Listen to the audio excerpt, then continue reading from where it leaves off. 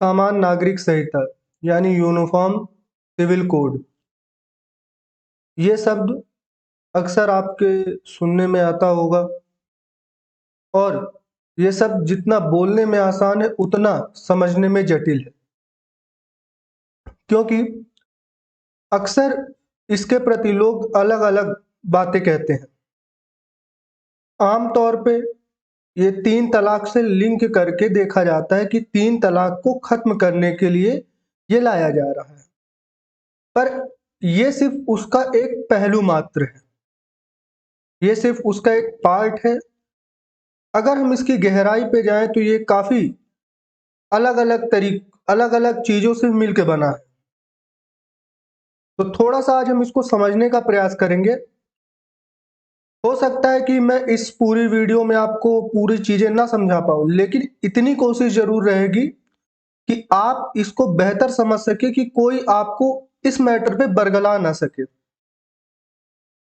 सामान्य नागरिक संहिता पूरे देश के लिए एक समान कानून के साथ ही सभी धार्मिक समुदाय के लिए विवाह, तलाक और विरासत गोद लेने आदि कानूनों में भी एक रूप प्रदान करने का प्रावधान करती है।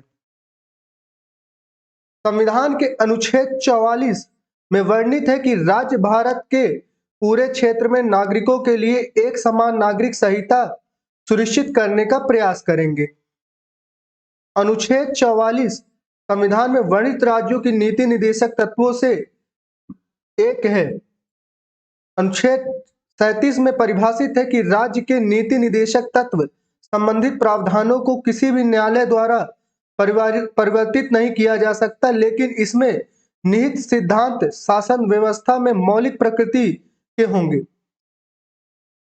तो कुल मिला के ये एक ऐसा संविधान है जिससे जो अलग अलग धर्मों में, जो हमारे जैसे हिंदू धर्म हो गया, मुस्लिम हो गया, ईसाई हो गया, इनमें एक अलग अलग कानून चलते हैं, खास तौर पे विवाह संबंधित और जमीनी संबंधित। जमीनी में एक शब्द आता है दीवानी। अगर हम दीवानी शब्द को हटा के नागरिक शब्द का इस्तेमाल करें तो मुझे लगता है कि ये थोड़ा सा ज्यादा बेहतर होगा। अक्सर क्रिमिनल मामलों में स्टेट्स वर्सेस व्यक्ति होता है और सिविल मामलों में व्यक्ति वर्सेस व्यक्ति होता है।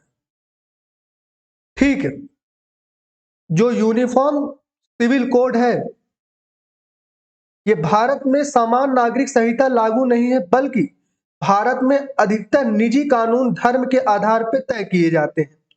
जैसे हिंदू, सिख, जैन और बौद्ध धर्म के लिए एक व्यक्तिगत कानून है, जबकि मुसलमान और ईसाइयों के लिए अपना कानून है।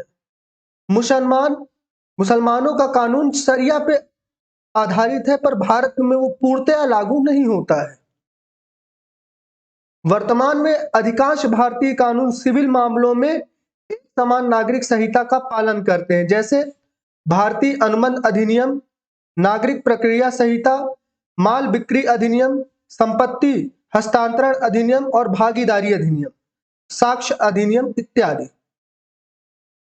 हम इन सभी को अलग अलग कानूनों का उपयोग करते हैं, पर इसके आने से सिर्फ एक कानून हो जाएगा, और सबसे बड़ा इसका लाभ होगा खास तौर पे महिला वर्ग के लिए, क्योंकि अक्सर अगर हम मुस्लिम वर्ग में जाए तो उसमें कहीं ना कहीं उनके धर्म में ये आजादी है और 2-3 शादियां की, पर जब एक शादी से दूसरी शादी वो व्यक्ति करता है तो कहीं ना कहीं जो पहली विवाहित में जो पहली उसकी वाइफ है उसको कहीं ना कहीं दिक्कतों का सामना करना पड़ जाता है और अक्सर तलाक के मैटर देखे जाते हैं। अलग अलग धर्मों के अलग अलग कानून से न्यायपालिका पर बोझ भी काफी बढ़ता जा रहा है। समान नागरिक संहिता लागू होने से इससे परेशानी से निजात मिल जाएगी और अदालतों में वर्ष से निलंबित पड़े मामले में फैसला जल्द हो पाएगा।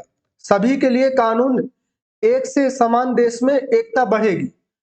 तो दोस्त, जैसे कि अगर हम अलग अलग वर्तमान समय में अलग अलग कानून उपयोग कर रहे हैं, पर अगर हमारा एक ही कानून हो जाएगा तो इससे कहीं ना कहीं हमारी एकता बढ़ेगी कि मुस्लिम वर्ग के लिए अलग कानून है, हिंदू वर्ग के लिए अलग कानून, तो ये कहीं ना कहीं एक भेदभाव का भी विषय है।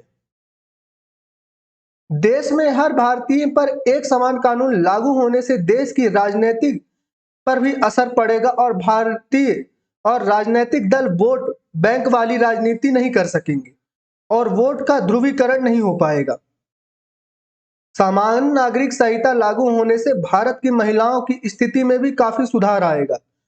अभी तो कुछ धर्मों के पर्सनल लॉ में महिलाओं के अधिकार सीमित हैं। इतना ही नहीं, महिलाओं का अपने पति की संपत्ति पर अधिकार व गोद लेने जैसे मामले में भी एक समान नियम लागू होंगे। वर्तमान समय की अगर परिस्थितियों की बात करें तो मुस्लिम वर्ग में अगर हम खास तौर पे देखें तो जो खुद का जो उनका नियम है, जो उनका खुद का नियम है, तो उसमें कहीं ना कहीं महिलाओं का अधिकारों का हनन किया जाता है। उनको वो अधिकार नहीं मिल पाते हैं जो उनको मिलने चाहिए। पर इसके आने से, समान नागरिक संहिता के आने से यह संभावित है कि उनको कुछ बेहतर लाभ मिलेंगे। एक मामला आया सन 1975 में शाहबानो। कहानी शुरू होती है 70 के दशक में। इंदौर के एक बड़ी वकील साहब हुआ करते थे, नाम था मोहम्मद अहमद खान। शाहबानो उन्हीं की पत्नी थी। 1975 में खान ने एक कम उम्र की लड़की से शादी कर ली और 43 वर्ष तक साथ ही रही और अपनी बीवी शाहबानो को उनके 5 बच्चों समेत घर से निकाल दिया। एक झटके में महिला को घर बेघर हो गई।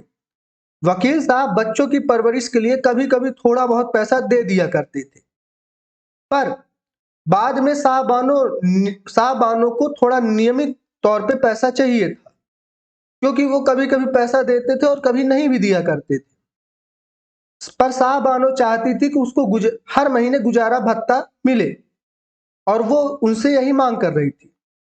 इसे लेकर दोनों के बीच अक्सर विवाद होते रहे और 26 नवंबर 1978 को मोहम्मद अहमद खान ने शाहबानो को 3 तलाक यानी तलाके बिद्दत दे दिया। मोहर की रकम को भुगतान करके खान ने दो टूक कह दिया कि अब आपको कोई भी पैसा नहीं मिलेगा। मोहर की रकम एक तरह से एक पैसा लिया जाता है मुस्लिम वर्ग में जब शादी होती है, कि जब अगर आप उनको तलाक दोगे तो वो आपको रिटर्न करना पड़ेगा और जब आप उसको रिटर्न कर देते हो तो उसको बाद में फिर उनके उनके जो नियम के अनुसार फिर आपको पैसा नहीं देना होता। पर कई सालों तक शाहबानो ने केस लड़ा और अंततः 7-8 साल के बाद केस सर्वोच्च न्यायालय में पहुंचा। सुप्रीम कोर्ट ने अपने आदेश में साफ कहा कि तलाक के बाद बीवी को मोहर रकम दे देने का मतलब यह नहीं है कि उसे गुजारा भत्ता देने की जरूरत नहीं है। गुजारा भत्ता तलाकशुदा पत्नी का हक है। शीर्ष अदालत ने सरकार से समान नागरिक संहिता के दिशा में आगे बढ़ने की मांग की।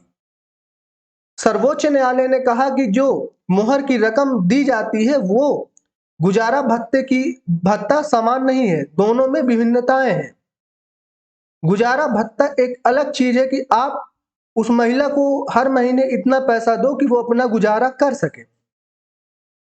पर कहीं ना कहीं सुप्रीम कोर्ट की जो जजमेंट आया वो मुस्लिम वर्ग के लोगों पे एक सवाल उठा दिया और उन्होंने इसका जम के विरोध किया। विरोध के बाद वर्तमान की जो सरकार थी, राजीव गांधी की सरकार, कहीं ना कहीं दब गई और उनको ये चीजें वापस लेनी पड़ी। सामान्य नागरिक संहिता अगर सामान्य नागरिक संहिता उस समय लागू होती तो शायद ये चीज नहीं होती और यहीं से जो सामान्य नागरिक संहिता है उसका सही से आरंभ हुआ और लोगों तक वो चीजें आई। वर्तमान समय में इसकी डिमांड काफी बढ़ रही है। अगर थोड़ा सा जान लेते हैं कि अगर ये लागू होगी तो होगी कैसे। जब दोनों सदनों में, दोनों हाउसेज में बिल पास हो जाएगा और राष्ट्रपति इस पे साइन कर देंगे तो ये लागू हो जाएगा। पर इस पे खासा विरोध जताया जाता है। लोगों का ऐसा मानना है कि इससे हिंदू धर्म का कानून सभी धर्मों पे थोपा जा रहा है। पर अगर हम इसकी गहन अध्ययन करें इस विषय में तो मुझे नहीं लगता कि ऐसा कुछ है। ये फंडामेंटल राइट्स का भी विषय है।